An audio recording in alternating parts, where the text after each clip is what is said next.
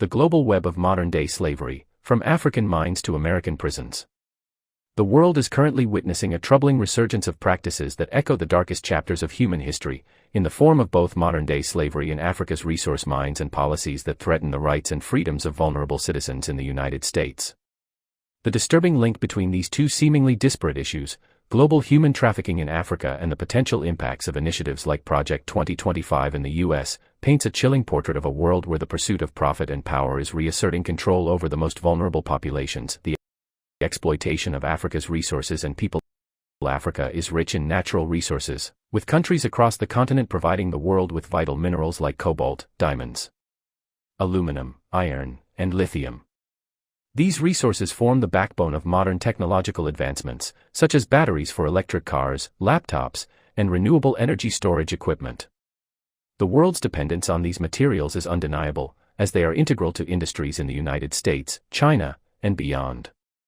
However, the extraction of these resources comes at a tragic human cost. Beneath the surface of this lucrative global trade lies an entrenched system of exploitation, where oligarchs, many of them wealthy, white businessmen from powerful nations, collaborate with corrupt African governments to maintain their grip on these resource-rich regions.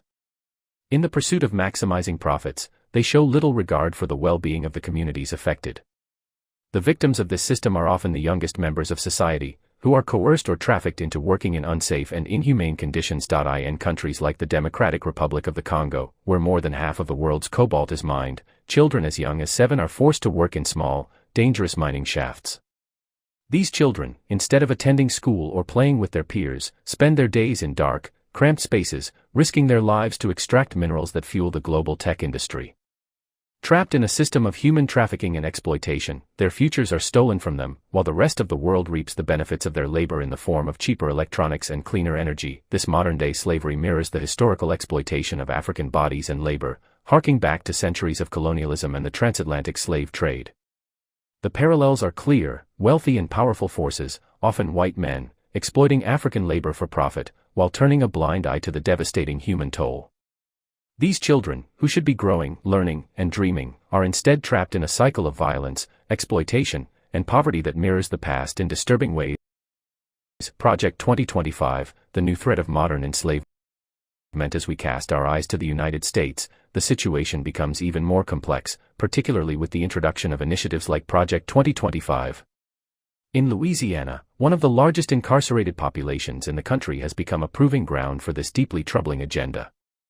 The mass incarceration system disproportionately targets Black and minority communities, drawing chilling comparisons to the forced labor systems of the past. Through policies that allow for the easy disenfranchisement and dehumanization of individuals, citizens are being stripped of their rights.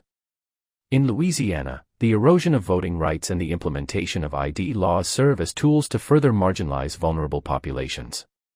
If you do not have your ID, you can be detained, held indefinitely until you are properly identified.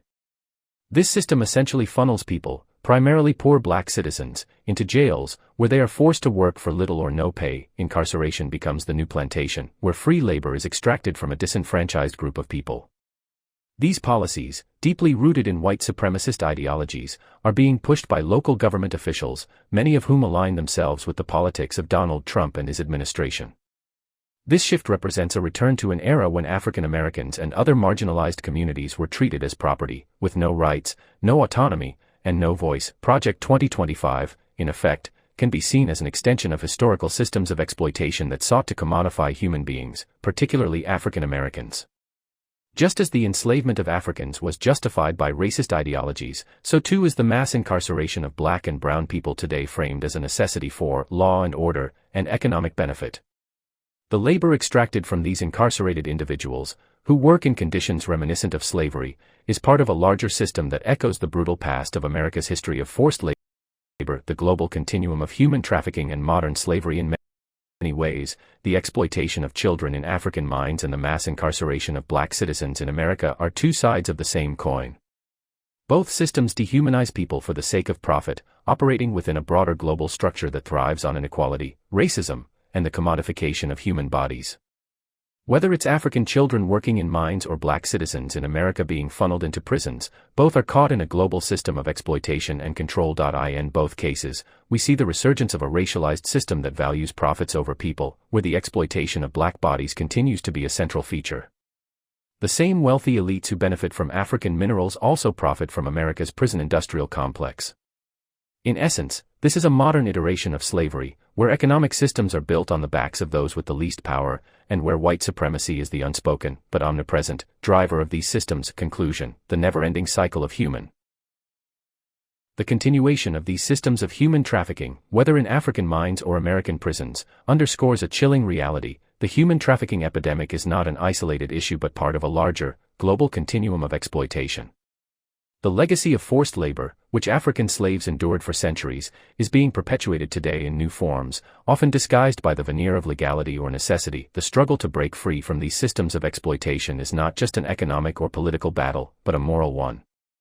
We must confront the uncomfortable truth that much of the wealth, comfort, and convenience we enjoy comes at the expense of the most vulnerable people in society: children in Africa, black citizens in America, and many others around the world.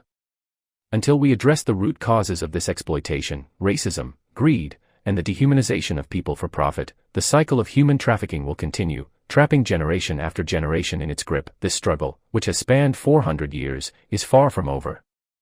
As initiatives like Project 2025 threaten to turn back the clock on civil rights and human dignity, we must resist the forces that seek to drag us back to a time when exploitation and human trafficking were the cornerstones of economic growth.